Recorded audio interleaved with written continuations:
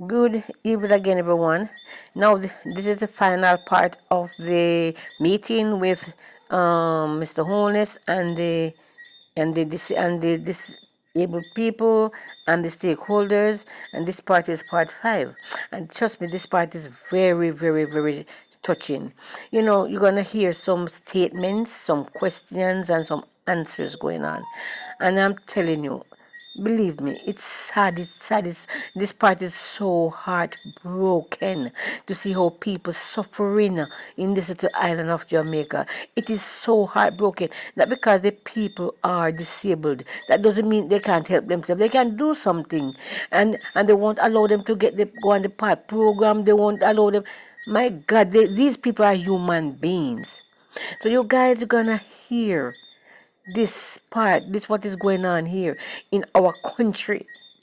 eh? I've never known that there's so much cruelty. Me live here and I've never known that there's so much cruelty going on here. Trust me, it's not looking good. It's not looking good. So you guys just listen up and you'll hear everything, you know. To ask a few questions. I'm going to ask if Comrade Jesse, if you could exchange seat with Comrade Leader, and Comrade Crawford, if you could exchange seats with Comrade Denise. We've had a number of issues raised this afternoon into the evening, from raising public awareness and public education to the issue of screening, assessing, and we must not forget doing the intervention, because I know that sometimes we talk about the screening and the assessment, but we don't then go on to doing any intervention. We talked about healthcare. I rather liked what Councillor said about starting with the most vulnerable. If we were to put people who were most vulnerable at the center of our policy making and then move out, we may see a great difference. Comrades, friends, this is a first. This is a first, Comrade Leader. Me feel glad, me feel, me glad. Yes. And because, let me tell you, time come. Time come. Time come. There is a sense in our country of making persons with disabilities invisible. Today, you are visible. You're not behind a screen. You are here and present. And so we're going to spend the next few minutes. It's your turn to talk. Are there any questions? There's a roving microphone. I see 1, 2. Oh, thank you, Comrade Ethne. Over here, please. Just say your name. Friend in the pink. Yes. And to whom would you like to direct your question? All right? Okay, good afternoon, everybody, or good evening. This is Camille Wellham, yes, the peanut lady. Anyway. My concern is to the panel. We are speaking about persons with disabilities re-employment, and my greatest eyesore, you stop the gap at age 35 for both public sector, and I know that you are not in control of the private sector, but I know some of you may have ties and links to the private sector. Anyhow, I am over 35. I have been self-employed from I know myself being an adult. We as persons with disability over 35, if it even means that in the private sector, for an example, places who employed, I don't know if it's janitors you call them now. It's janitors, I know them, but the fancy name, I don't know it. Hotel workers, You know those skilled persons? Yes, please, because yes, we would love to be employed with somebody as well over 35. We would love to have a fortnightly pay slip or a monthly paid slip. Yes, self-employed is being good because yes, at least it stop a gap. But full time now, time come. I must share an example. 2020, during the height of COVID, I went to Jack Den Enterprise to employ as a janitor. And I passed the reading test and everything because the print was large. Yes. And I got all my requisite documents excepting my food handler's permit, and I did not open an NCB account. Until this day, I was not called or have not been called. Next thing, since recently, March of this year, I went to the electoral office of Jamaica South East St. Catherine constituency office to apply for a one-day police. I was made to understand that they start calling one-day police. Camille Peter Gay Wellam have not received a call until this day. And if you are saying inclusion, please include visually impaired persons. We might can't do the bookwork because the print is fine, but the one-day police is not difficult. All we need, crowd control, training, and all these things. Have a good afternoon.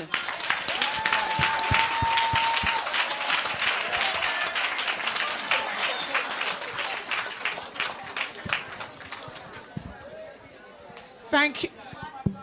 Thank you, Camille. Thank you for the statement. We'll take another 2 or 3 and then go right ahead, please. Hi, good night, everyone. So I am a parent of a special needs child, CP. He'll be 12 this month. And I am also a shadow. So I am in the field. I've been in the field. And I think we are being treated unjustly, because there is no way we can get anything from NHT, even though we are being paid every month and the deductions are being made. And I am not scared to talk about it because I have to stand on my 2 feet and make sure I can advocate for my son, because I have to keep a roof over his head. All right, so there are a lot of other things I have because when you go to NHT tell you, oh, this is the government entity, they should know better. That's all NHT will tell you. Read the education system and the health system. Let me go to the health system first. Read the health system. My child wasn't given a diagnosis. He wasn't born with CP. He was born with jaundice, which resulted in CP. There was no form of compensation. But I do this every day because of the love for my child. So when you hit the nail on the head about the lawyer business and the unbiasedness, I can understand. And I am looking forward to it. Back to the education system. My son was placed at school for the deaf. Remember, my child has CP. All 4 limbs are affected. He was in that system for 7 years. I had to be very angry in order to get him out of that system, to put him in another school system that is treating him much better than what it was before. So at least I got some form of comfort from that. But what about the other parents that their children was just thrown in a place where it's not helping them? I think also I have an issue with the PATH program. There is no way $6,300 every other month is sufficient for a child, a 12-year-old that is still in diapers, still using wipes, still drinking Ensure and supplements every day. You have to be traveling back and forth. Where are we going? Where are we going as a nation? If we don't care for the vulnerable and the elderly of this society, where are we going as a nation? I am here standing up for Jaden McIntosh. I am not here for Trudy. So, and I'm sure many other parents are here feeling the burn and the burden. I am in a home where I wish to acquire and I cannot do it because NHT cannot give me anything because I am ineligible.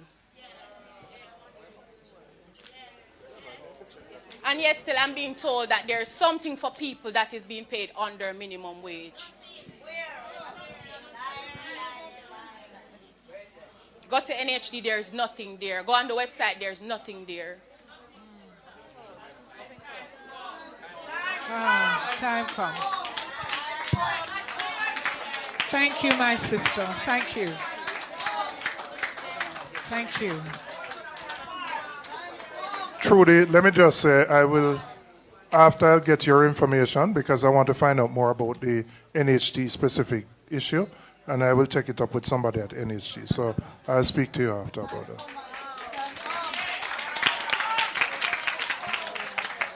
Good evening, ladies and gentlemen. I'm a parent of 2 special needs children. I have 3 issues. One, to get them on the PATH program is hell, and I'm telling you. My child was diagnosed with a special needs issue from she was 3 years old. To get her assessed was another problem. When I got her assessed, and she was starting to go to Simulation Plus, PATH came to the school, took her names. After 4 years, back and forth to that office, nothing. I have a son that is ADHD. He is also, I was trying to get them on the program. I had a stepfather that was blind, so I had 3 under one roof. I had to stop work just to take care of the 3 of them. You understand? I've been fighting, even now, to send them back to school. My son is not going to special abilities in Constant Spring. My child is going to... Could somebody just... Yeah, thank you, Maureen. Thanks. I'm not working, but I'm trying my best to send them back. Yes. It's very difficult for me. Yeah. I have been to PATH more than 7 times. And they keep turning me down. I keep on asking them, why is it that I have 3 disabled persons in my home? Thank you. My in-law died last year. All after right, 8 years of trying to get help. Let's hear. I'm about to lose my house because I'm not working. There's nothing I can do. I'm just tired. Yes. I'm just tired. Hey! These. Right now I'm fighting to send my kids back to school. I do a little jerk chicken thing, I do a little drive, I do everything trying to send them. In February I have not been working. I had a stroke because it's all on me. And I'm still fighting to send them back to school. I just don't know what to do, but I need help. I need help. I cannot do this all alone. I'm tired. Thank you. Can you, Maureen?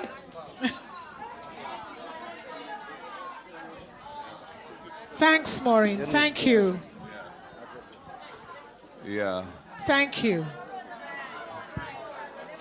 Well, sir, I think everybody...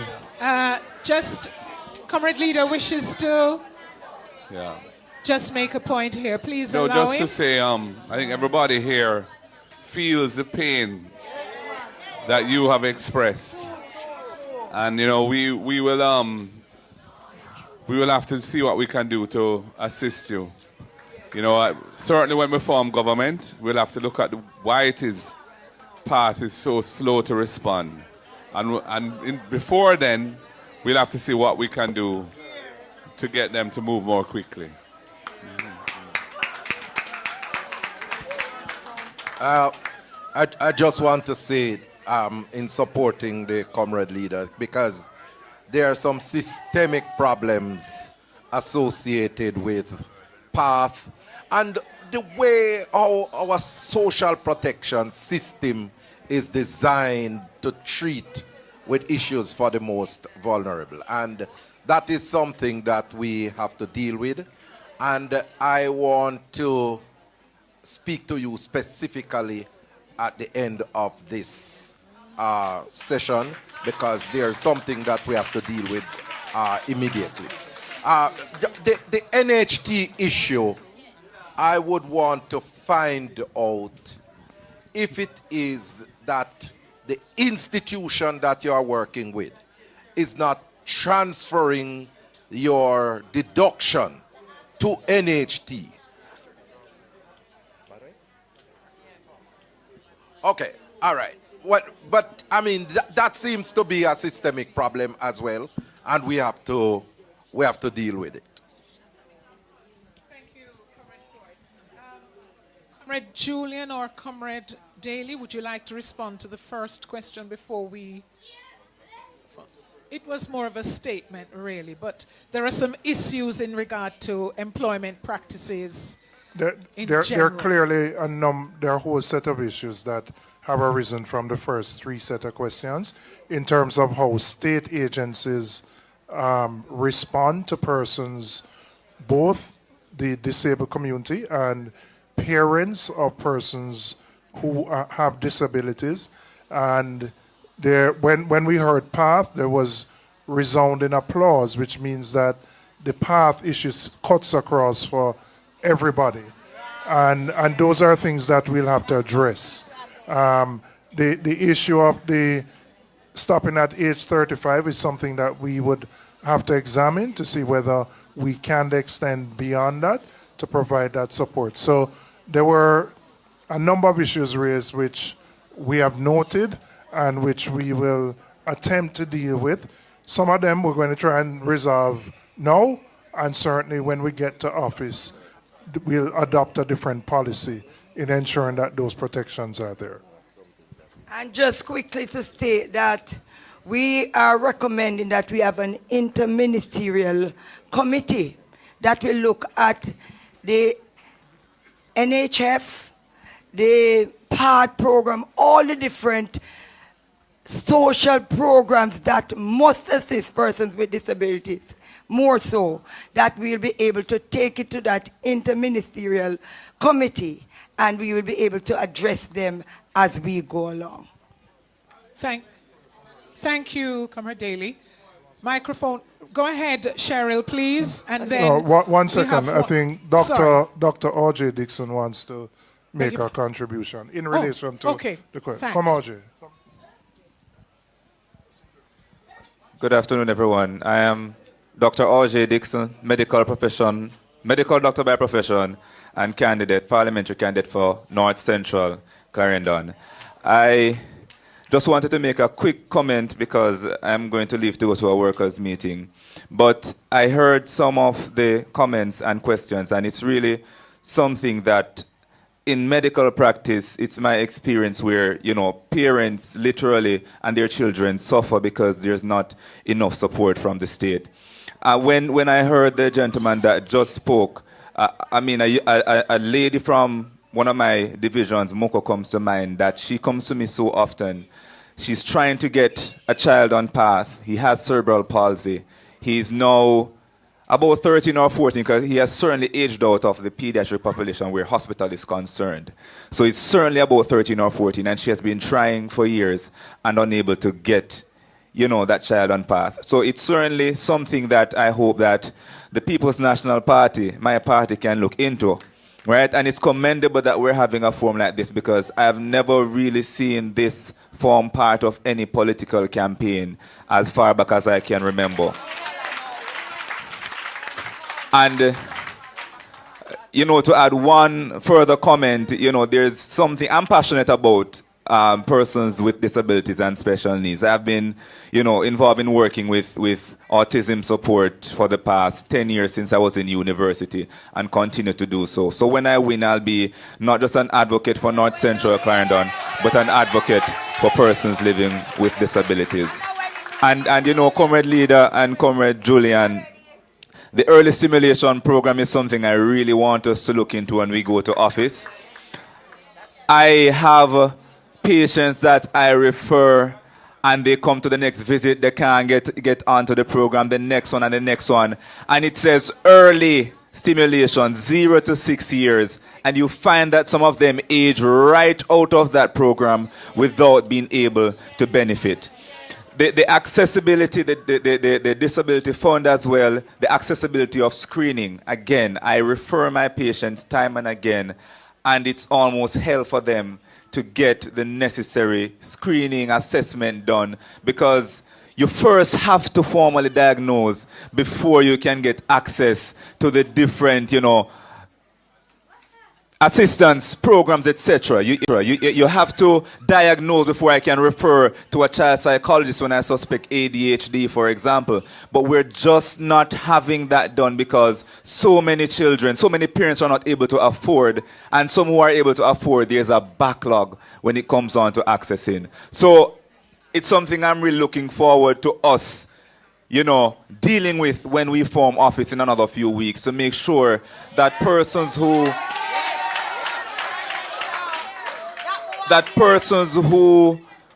have these particular challenges aren't suffering just because you were either born different or acquired something as you became older. So that's just my comment to add. And I say you can look forward to having an advocate like me in Parliament for all of you here. Thank you. Thank you. Cheryl, and then I see...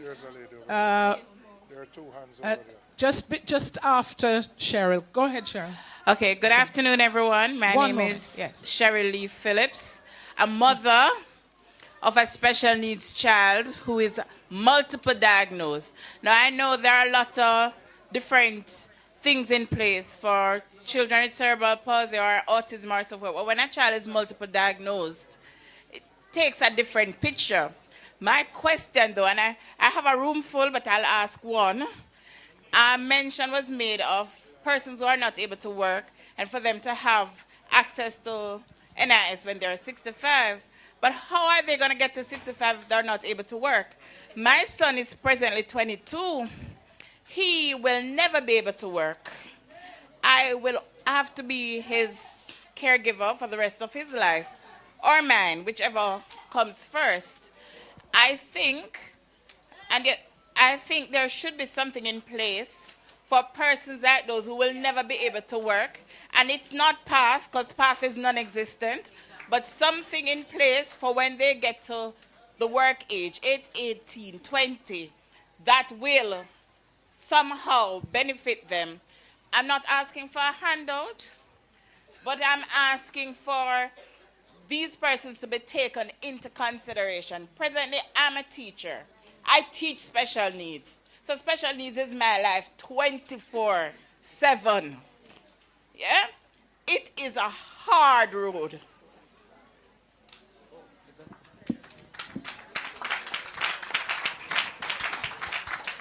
Thank you, Cheryl. And yes, we're coming to you with a microphone.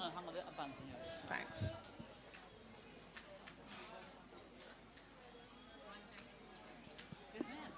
Yes, thank you.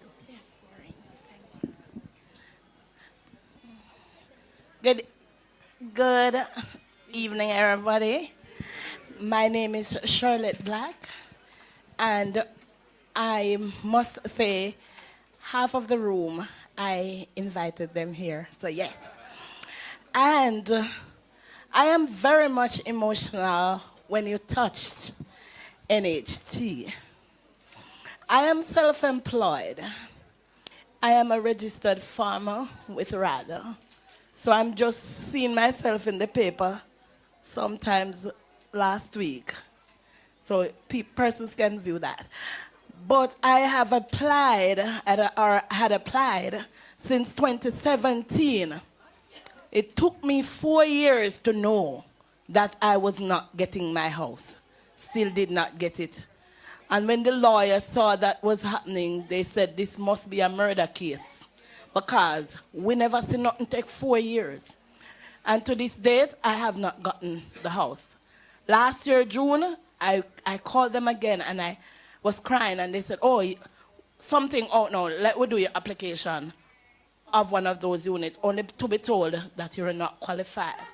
And I, as a self-employed person, have to pay like 5,100 every month. So, quarterly, that's what it is. And it's not easy because having to be on the road every day, doing some kind of stuff to be self-employed, it's not easy. And also, I have colleagues that when you see them on the road, a lot of blind persons, I can tell you, counting on my fingers, 15 blind persons are out there now, begging literally to survive. And we cannot have it. Time come, I need my house, and I really want to be alive to get that house. Yes. I think we have one more, Comrade Maureen. Thank you. Good evening, ladies and gentlemen. Good evening. Stand up, Wendy, stand up. Maureen, Comrade Maureen. Go ahead. We're going to take two more questions. One is there, and I'll come to this one. Right here. Right here. The gentleman. The Damon? Is you? Hello. This for you? And then one. Yes. Yes, good evening right again. Go ahead. My name is Paulette Ellison, and this is my daughter, Wendy Locke. She was born. She spoke for about the first 2 years of her life. She spoke the second year. And she took a little time to walk too. But in the 1 year and 9 months, she got up and walked. Right, but the speech did not come back. She stopped speaking at 2. Up to this day, she is 49 now. She don't speak. You have to know when she feeling pain. She was diagnosed 5 years ago with fibroids in her belly. She has been going to the gynae clinic in Jubilee Hospital for every 3 months checkup, and so they advised me that I should get a operation to take it out. I'm so scared. I don't want, and it is a no down there because people is waiting for all 5-6 years and not getting an operation to take out the fibroids. Because every time you go to clinic, you see it full up same way. And we're saying if we get to do it at medical or one of those places, it's a lot of money, over $1 million. So she just have to stay on pain pills and those things. So I'm just speaking for her, and I have to find everything for her. She's registered with the Council of Disability, but she's not getting anything.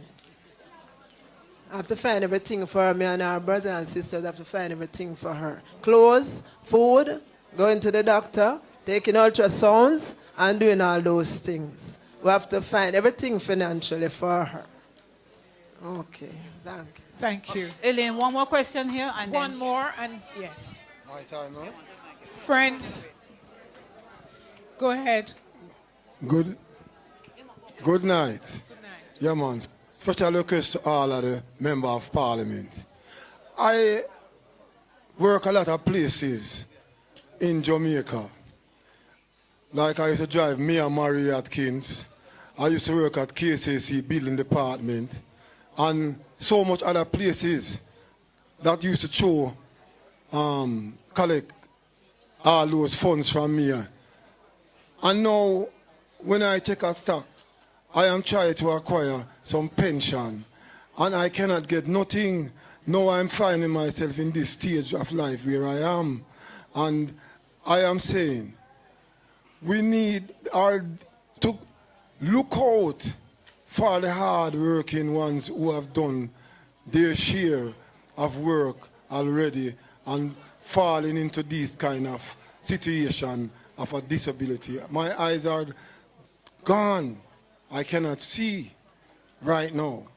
You know, people have to, I come here by myself today from 1 o'clock, and I waited until the time because I don't have anybody to help me to get here. I don't have taxi fare. But I respect the PMP. I respect Mr. Golden coming in to take it and take it further. And Mr. Robinson, that gentleman there, Mr. Damian Crawford. I tell you, sir, when I hear you, I have to record you because I can't see you. When I could have see you, I always want to see you because I want to the goat them.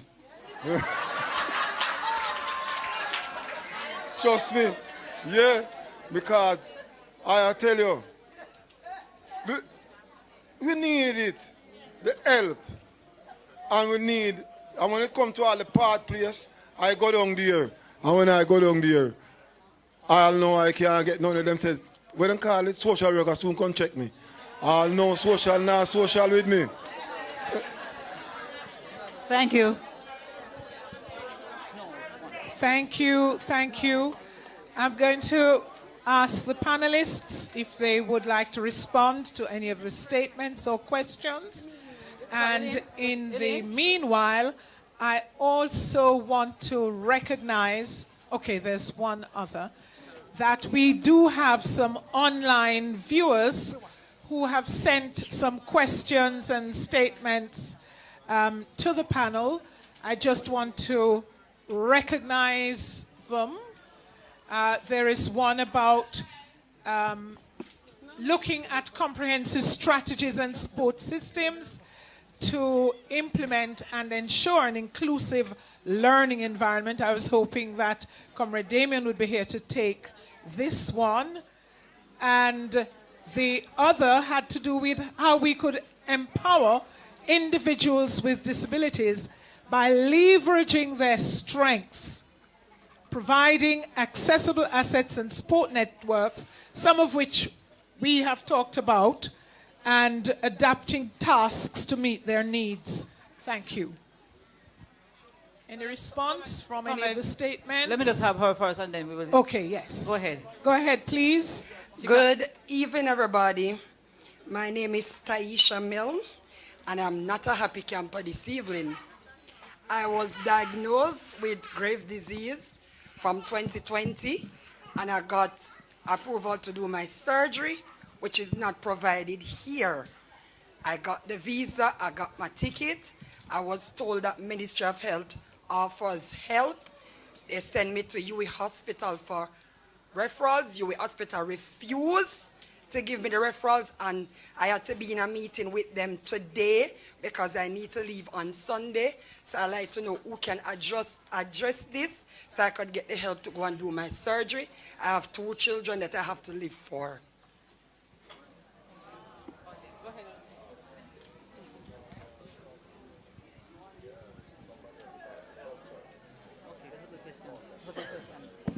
All right, you want apparently have any? There is a question online also about voting and asking about whether or not persons with disabilities can be allowed to vote by mail if they can't go into the center. Online question. I'm just telling you. I know the EOJ doesn't permit any voting except in person at this stage. I mean, it may be something that we can examine in the future, but you are eligible to vote once you can go in person, and you will get assistance once you get to the polling station.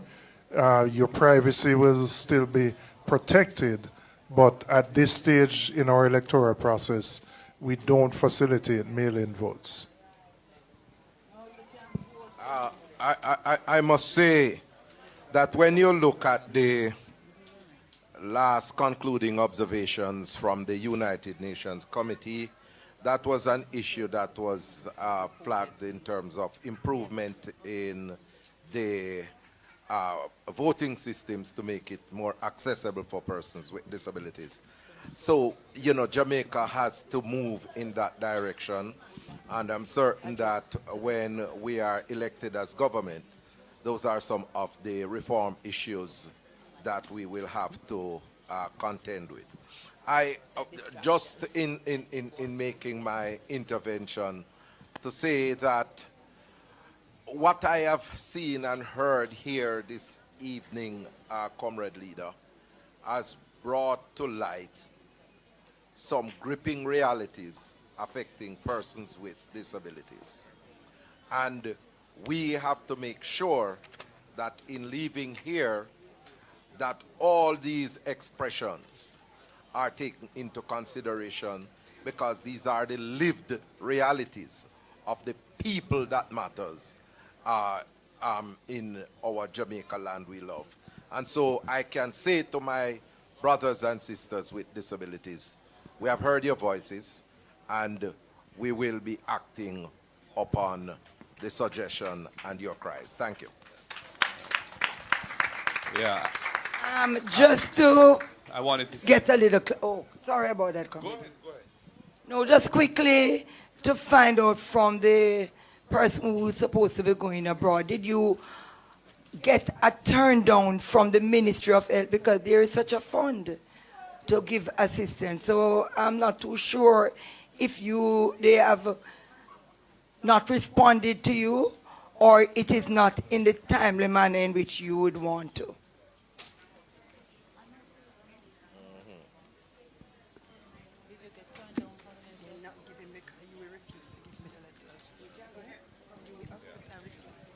I think we may have to have. She says that the hospital refuses to give her the letter she needs to go to the Ministry of Health. So I think it has to be a one-on-one conversation. Yeah. Okay? If we get her particulars, Yeah, I think so. we can follow up with the UA hospital people that we know to see what can be done. Someone's going to come and take a name? Thank you for that. I just wanted to say, generally speaking, a theme that comes across from what we have heard here this evening is that critical institutions that support persons with disabilities are inadequately funded and are therefore not able to deliver the service that they were set up to do. So we have to address that issue. Then there are programs which do not seem to put persons with disabilities in a priority position, such as PATH. And I think that's wrong. I think that persons with disabilities, who are among the most vulnerable in the society, must be treated with priority by PATH. Not only in terms of who gets the benefit, but also how quickly they address those issues that are brought to them. So we're going to have to really look at the governance of PATH and how we address persons with disabilities within the PATH program, so that we can change to a much better situation how it addresses this community and their needs. Yeah. Go ahead. Elaine, you have a question? Yes, Comrade Leader, we have a question from an online viewer. Good evening. We need an attorney to assist with legal matters.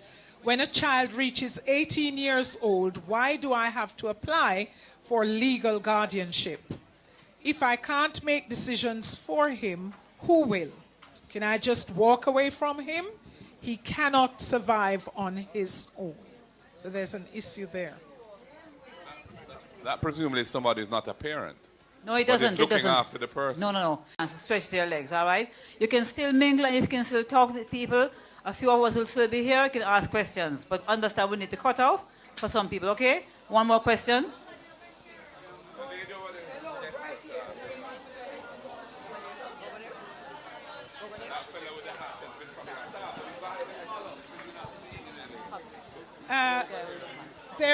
Come. Yes, come along, please. Thank you. Good evening. Adams is my name, and I love to see the reformation of the Rising Sun people. It is a medium in which the party can educate the society about political situation within our country. Right? That paper needs to be restored. Hard copy and soft copy, so the party can work out how that can be done. The other thing, with Mr. James, we have been strapped for funds in regards to health. I am suggesting to the government of the People's National Party, who will be in a few weeks' time, that if we can look at having a statutory reduction in regards to health, just like the NHT, education and all of that, I believe that situation can address a multitude of health issues, right? And I'd love to see Mr. Golden to talk to him about a strategy that he can use in campaigning. Thank you. Thanks very much. Wow. Ladies and gentlemen, sorry, are there any final words from the panelists? One more?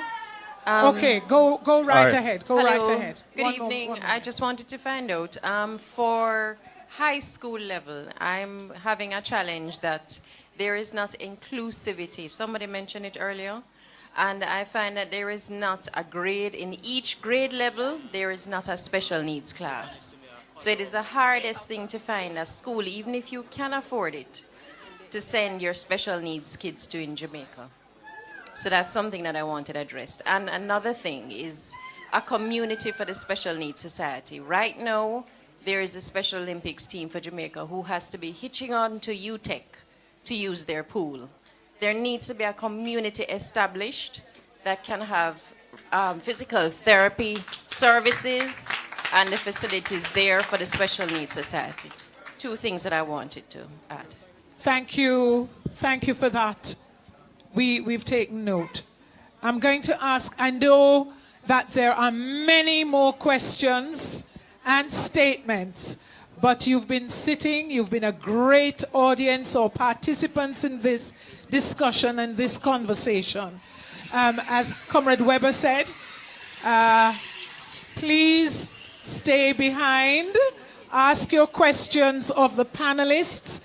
There are supporters who may be around to take any questions you may have, because part of the process, clearly it's about listening and then speaking for the needy. I am going to ask you, go ahead, comrade. All right, thanks very much. Yes, I agree, healthcare does need more, needs more funding.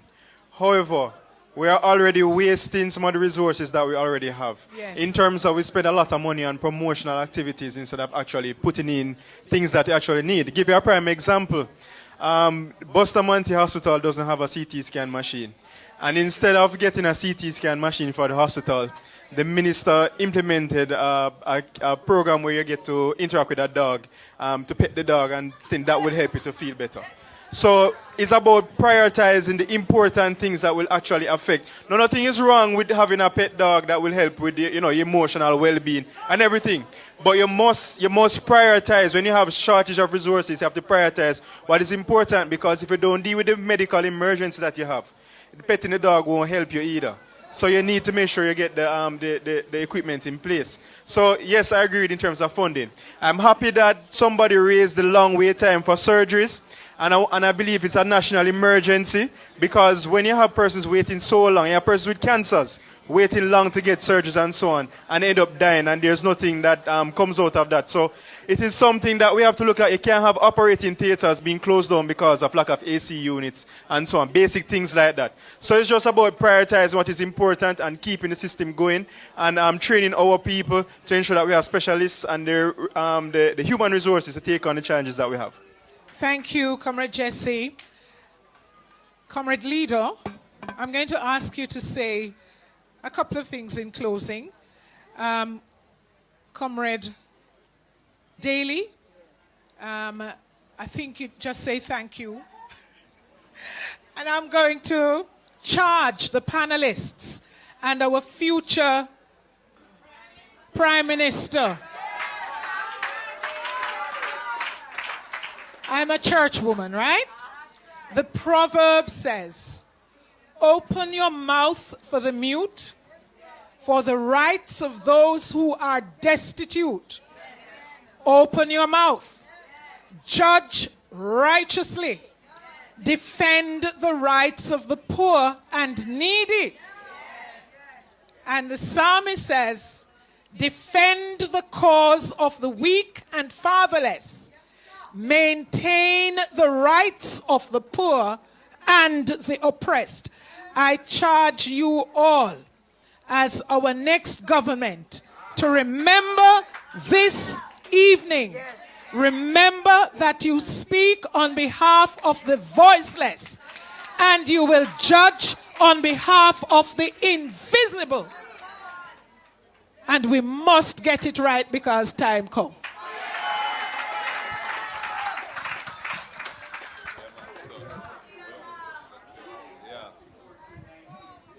Well, in closing, I just want to say, first of all, I want to big up the organizers of this event.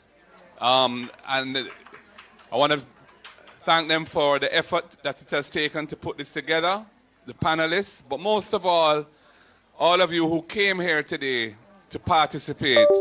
And, you know, I think it has been a very useful discussion because you have real experiences of how the system treats or mistreats you in your own lives. And it's really those stories that can help to guide policymakers to try to make the system fairer and more effective in delivering the services that are intended for you but are sometimes not delivered because of the way in which the system is working.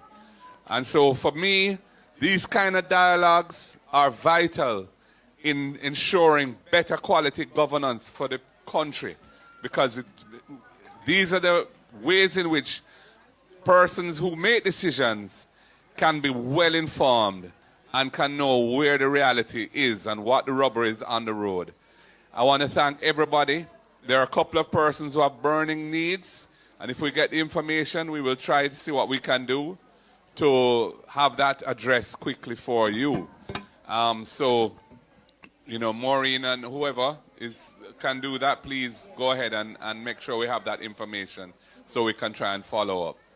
And, you know, to everyone here, you know, we want to be a government that really addresses the issues of the disabled community, not as an afterthought, but as a central tenet of what we are about as a government. Because if, as has been said, if the most vulnerable in the society are being looked after, you're going to have a much better society, a much stronger society, and a society where people feel that they want to be part of it, and where the love is flowing and we can see progress. So one love, everybody. God bless you all. Power.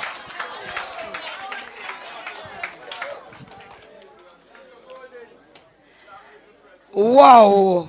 Believe me. Put your hands together for all the presenters today. Comrade leader, Comrade Mark Golden, I want to say to you, I know that you did not just come for a show. You came to listen, to learn, and to understand so that you will be able to make informed decisions in regards to persons with disabilities. We thank you. To the panelists, and I must say, Comrade Weber, I don't want to miss because sometimes you talk to me. I want to say to you, hats off.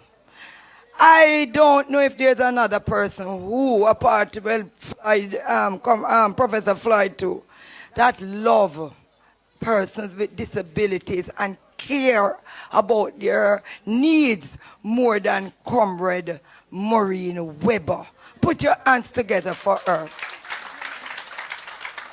I am certain that we laid hand on Comrade Allen in a very short period, and I realized she even became a woman of the cloth today. But we want to thank you. The caterers, everybody who make it possible, the persons who are sending out these messages for us, but most importantly, you, I am really touched by some of the concerns. I have learned so much from you today. And I must tell you, I am leaving here with more fire in my belly to make sure that I will be able to become your defender, because your voice must be my voice and my voice must be your voice. God bless you. Safe journey home, and let us start this conversation.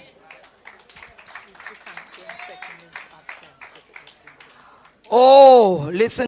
Thank you everyone for listening. So please like up the video, share out the video, and comment. Thank you very much.